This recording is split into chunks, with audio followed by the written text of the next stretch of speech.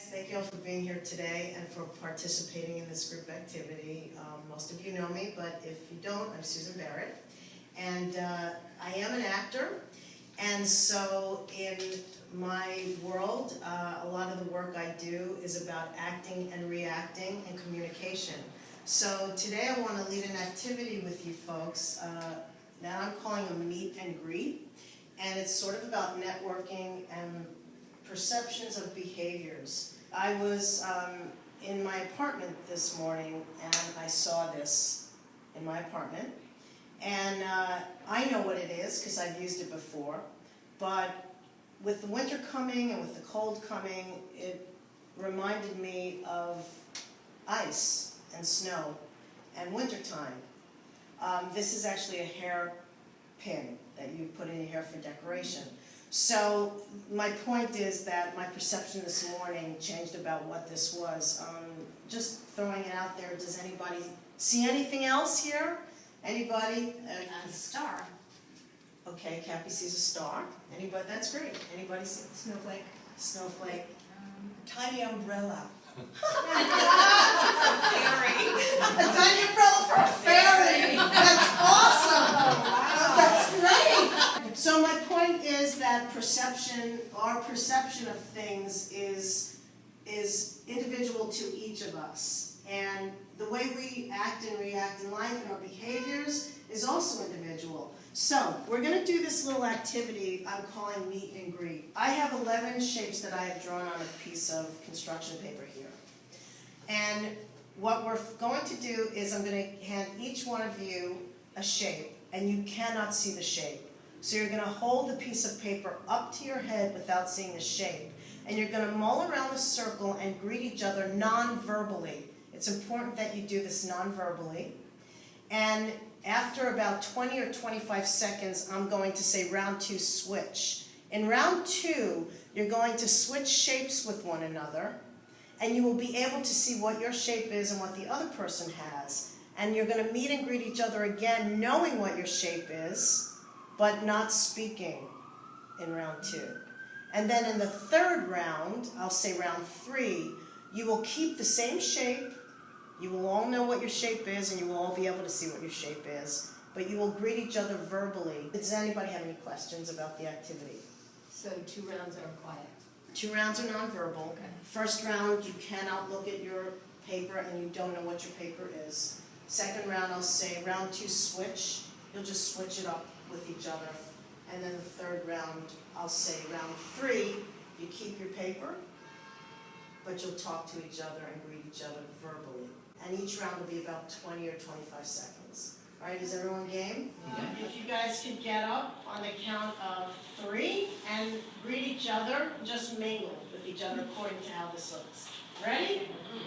1, 2, 3. Just greet each other.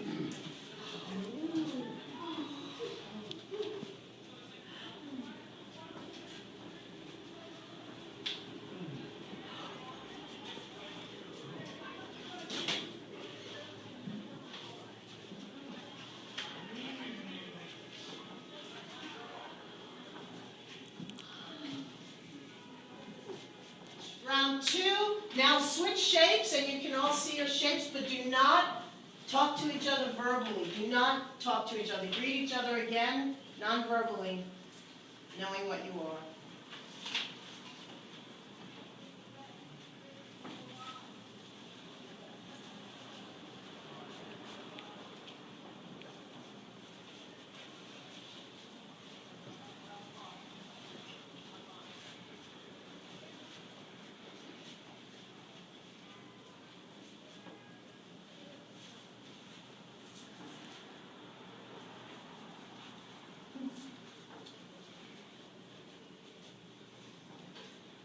Round 3, keep your shape, knowing what you are and seeing what everyone else is.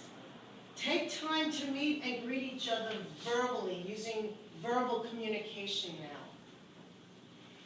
You need to go shine. Wow. Shine. Oh. Thank you. And next, teardrops. Oh, Now we could use some of that.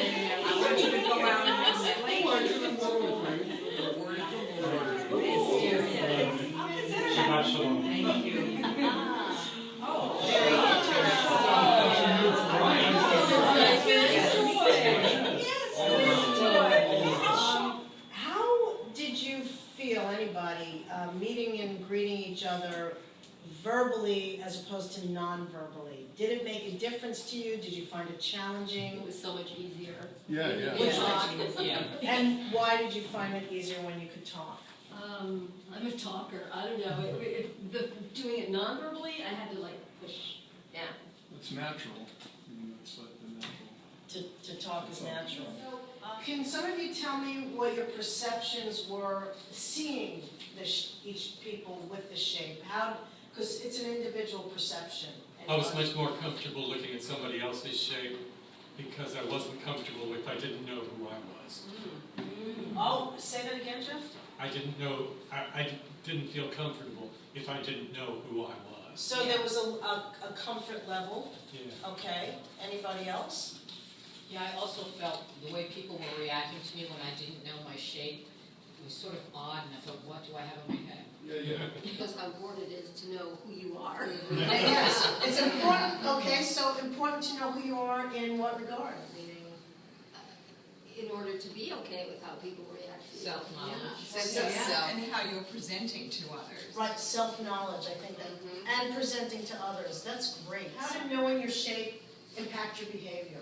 So once you knew what your shape was, how did it impact your behavior? Of course, these are not you, right? These are shapes. Well, I actually started to embody that, so I became an actor with my You start acting, okay, so you started acting, knowing what your shape was, you started to embody. But then again, you're embodying, You owned it, basically. embodying your behavior. But you're embodying your behavior according to what your perception of your shape is. Right. Right? That's right. Which is different from what other people are seeing. How challenging was this exercise for you guys? It was challenging for me when I thought I was going to have a negative reaction to somebody's shape, not my own, but and I don't know what that says about me, but if I, for instance, this exclamation mark was very kind of off-putting to me, and the person that I was relating to that was holding that, I felt like I was censoring myself because I didn't want to have a negative reaction to them.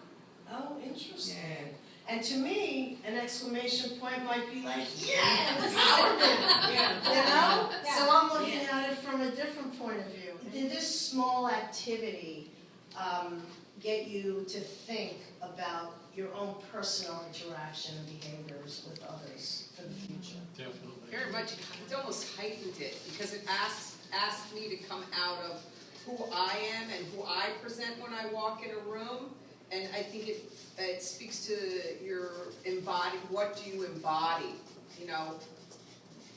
As in your own person? Yeah, versus what is being asked of you to embody. And again, like you were saying too, it's about your personal experience, your history, and what you bring into the room. Okay. That's going to inform this for you and for the people around you. Doesn't, yes, PJ? And I do, just kind of crossing up for me with that, I don't know how it relates, but it's also, I saw how dynamics can change. Dynamics Yeah. can change? Great word, yeah. Dynamics is a great word. Does this give you food for thought at all? I think for me it made me realize once again how quick I am to make a judgment about somebody based on something as, you know, Judgment, that's a good yeah, word. it's something like an exclamation mark, or I mean that could have been a hat or a pair of glasses or something. Do you know what I mean? Like I just Right. felt like I had a real knee-jerk reaction to that, or it could have been an Oh, and it could have been, look at that, oh my God, it's great, she just put it upside down. I didn't even think of that. I can't thank you guys enough. I have little treats. So, as a little holiday thank you, feel free to take a little treat, a little chocolate mint to say, I appreciate you being here. I appreciate your willingness and openness to play. And it's great. You guys opened up my eyes as well. Thank So you. Thank you.